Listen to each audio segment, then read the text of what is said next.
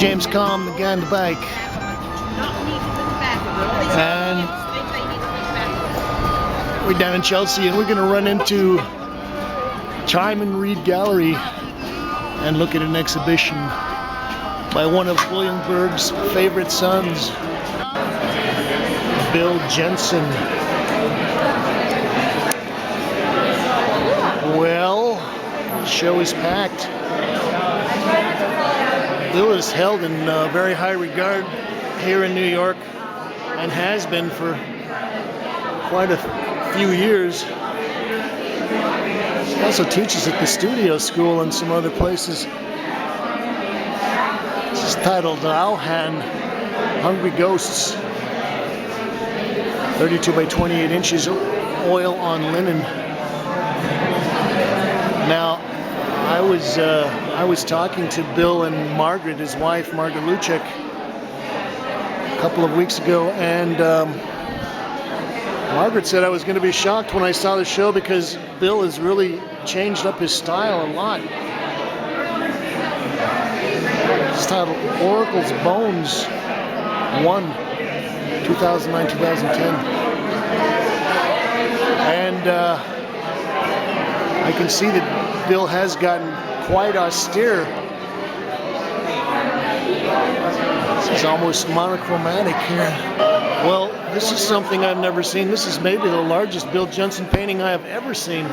It's a triptych. Now this triptych is titled The Trinity, 2010 and 2011. And it's 53 by 120 inches.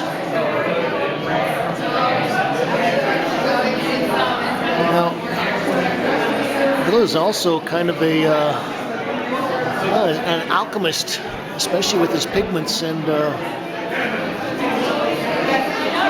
he really works with some exotic pure pigments, very expensive pigments, and some strange mediums. And you can sort of get the weird reflections off the surface of this purple panel. Wow. This is titled Oracle's Bones 2, 2009-2010.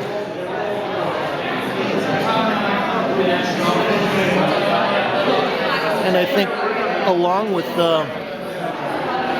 Bill's kind of closet alchemy is his real, I would say he is committed to the kind of the New York school abstract expressionism, which does almost require you to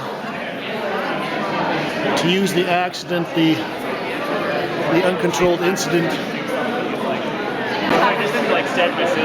Well, this is titled Oracle's Bones 3.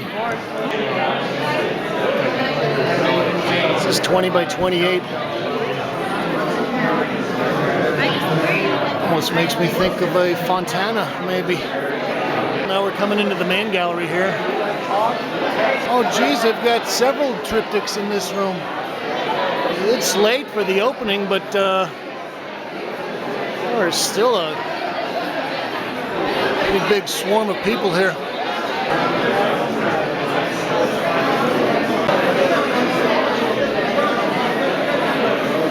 It's titled Begot.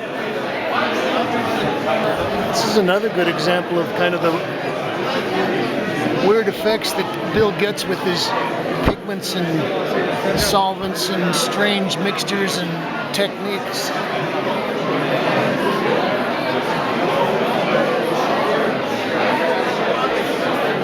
See, this almost gives you a kind of a bluish halo in the light.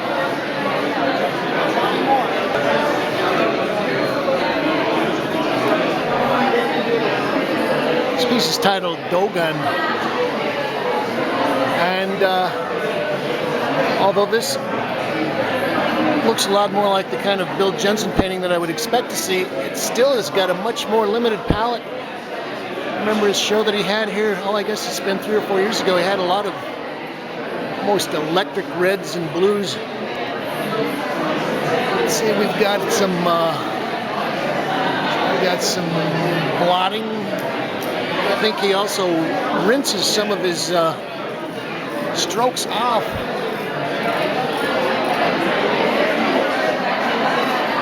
This is 40 by 32 inches. Well, and here's another triptych. This is Substance, Spirit, and Shadow.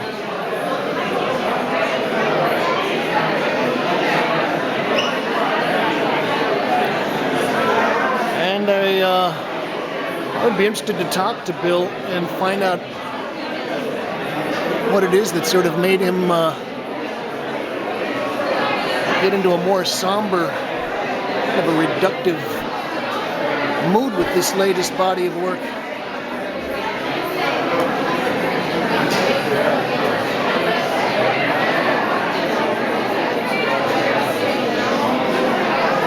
These white panels are very challenging.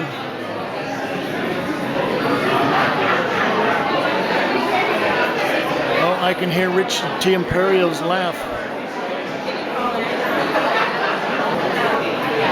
Oh, there's someone whose dress almost matches the paintings.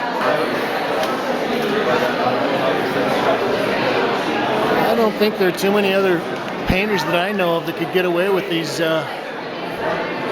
almost like underwater purples. This is called Mandate of Heaven, 2010, 2011, and this is 56 by 123 inches.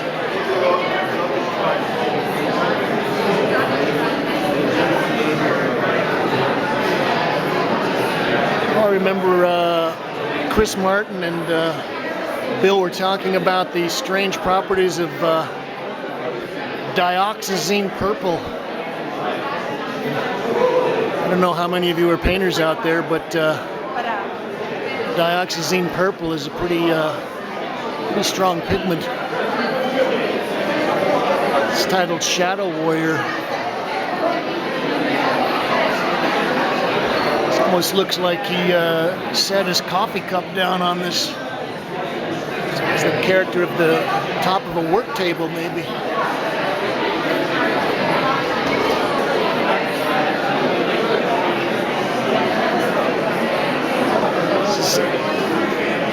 Passion according to Andrea Wróblewicz-Tarkowski. Oil on linen diptych. Well, I always say that you can tell a lot about a painting from looking at the edge. And one of the things I appreciate is when you can see the painter's hand and you can know that they're not getting overly precious with the work.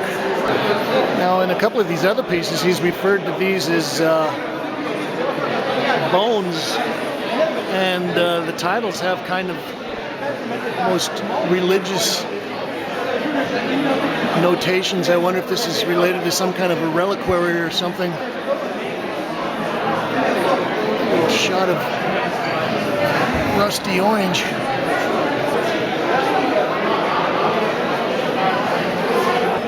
Oh, there's Chris Martin. Excuse me, tell us what you think of the show. It's an awesome show. Looks like he's gone through some changes. He has, and he's been talking about making triptychs for years, and now he's like done it. My favorite stuff is behind us, these black and white, gray diptychs. I think we're going to go into the back room and check it out. Yeah, come on, check this out. Congratulations on your show in Dusseldorf, right? Thank you, Lauren, thank you. I'm excited. Check this shit out. Oh, there he is right there. Oh, but we call him Bashful Bill. Say hello to Lauren. Hey, Lauren, how are you? Can I get you to talk tonight? No. No, he's just going to kiss me on camera. Okay. Well, I guess it would be like having a psychiatric session in public. Wow. Chris is right. This is a real change. Oh, this is titled Book of Songs. 58 by 42 inches and 54 by 44 inches.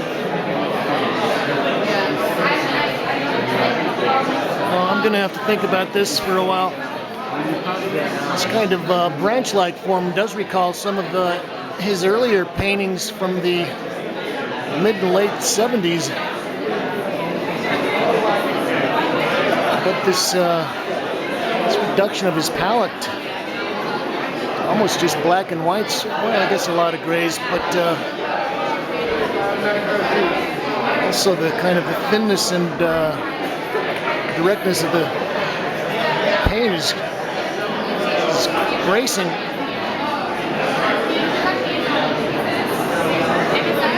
See, there's also a lot of, he's rinsed a lot of this off.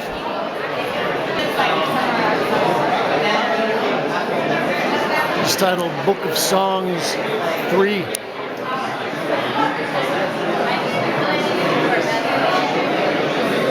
Oil on linen diptych.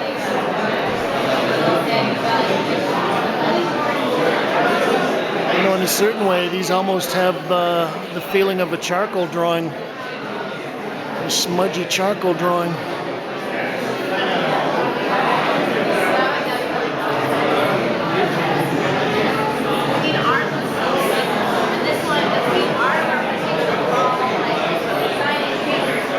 It's also kind of odd the way that he's kind of mismatched the sides of the diptychs. This is Book of Songs 1.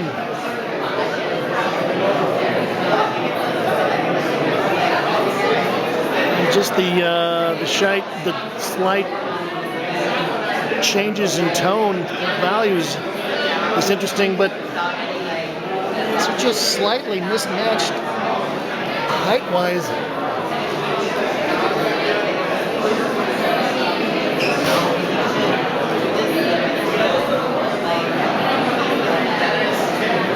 One is 54 inches high, the other one is 53 inches high.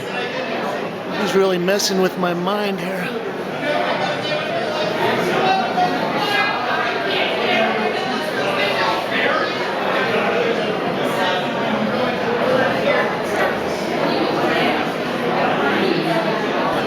Well, there is almost a kind of a feeling of abrasion or weathered, stressed surfaces on these.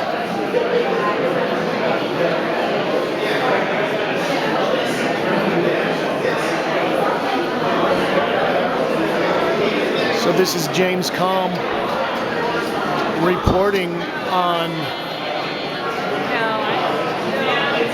Bill Jensen new paintings. There's Kyman Reed, there's James O'Clark, Russell Roberts. Oh, there's Margaret, Bill Jensen, and Ron Gorchov. Thank you, Kate.